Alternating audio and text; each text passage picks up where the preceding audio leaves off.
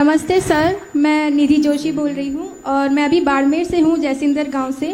और सबसे पहले मैं आपको धन्यवाद बोलना चाहती हूँ कि आपने बाड़मेर का नाम इतना रोशन किया है, क्योंकि जब मैं अपनी फ्रेंड से पूछती हूँ जो कि यूपी या कहीं और की होती हैं कि आप बाड़मेर को जानती हैं, तो वो कहती है कि नहीं, बाड़मेर क्या है, कौन सी जगह है। फिर मैं जब आपका नाम लेती हूँ कि गणपत सर राजपुरोहित या फिर रविंदर संघ भाटी या फिर रूमा देवी जी, तो वो कहती है अरे हाँ, उन्हें कौन नहीं जानता है, उन्हें तो हम जरूर जानते हैं। तो धन्यवाद कि आपने बाड़मेर का नाम रोशन किया।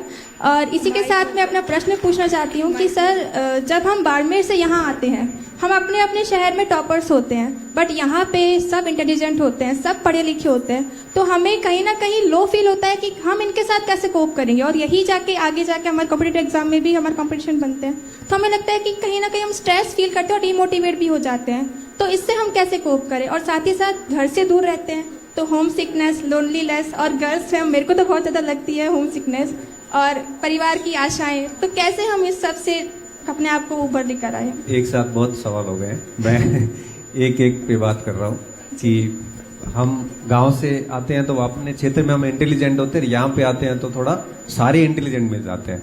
मैं कई बार कहता भी हूँ कि आप जीते किससे हो, ये बात महत्वपूर्ण नहीं है, आप हारे किससे हो ये ज्यादा महत्वपूर्ण है। मतलब आप अच्छे लोगों से भेड़ रहे हैं ना, बहुत इंटेलिजेंट लोगों से, उस पंक्ति में अगर आप अंतिम भी है तभी आपको गर्व होगा कि आप किससे कंपटीशन है आपका। और बढ़िया स्टूडेंट से कंपटीशन करने का फायदा ये होता है कि आप खुद उतने श्रेष्ठ हो जाते हैं धीरे धीरे अड़ अड़ के। मैं ये मानता हूं कि एक कमरे में अगर आप टॉप आ रहे हैं तो कई बार कहते हैं ना कि आप गलत कमरे में बैठे हो।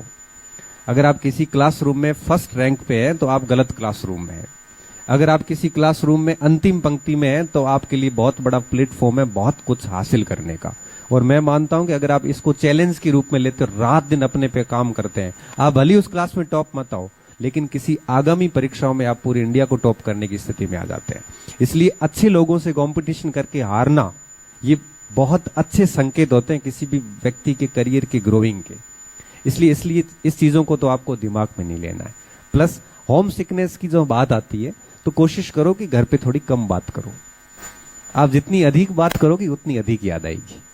इससे अच्छा है कि थोड़ा ये मान के चलो कि अपना करियर ग्रूमिंग के लिए निकले हैं तो थोड़े समय तक बाहर रहेंगे, बढ़िया पढ़ेंगे। घर वहां के वहां पढ़े, कुछ भी चेंज नहीं होगा, वही लड़ाइयां चल रही है, वही आपस में विवाद चल रहे हैं, वही सब चीजें चल रही है। इसलिए आपको बढ़िया मौका मिला है, अच्छे से पढ़िए और कम से कम घर पे थोड़ा बात करोगे तो ये होम सिकनेस कम हो जाती है। बाकी हर किसी की समस्या नहीं होती होम सिकनेस की, हमारे तो बिल्कुल नहीं होती थी।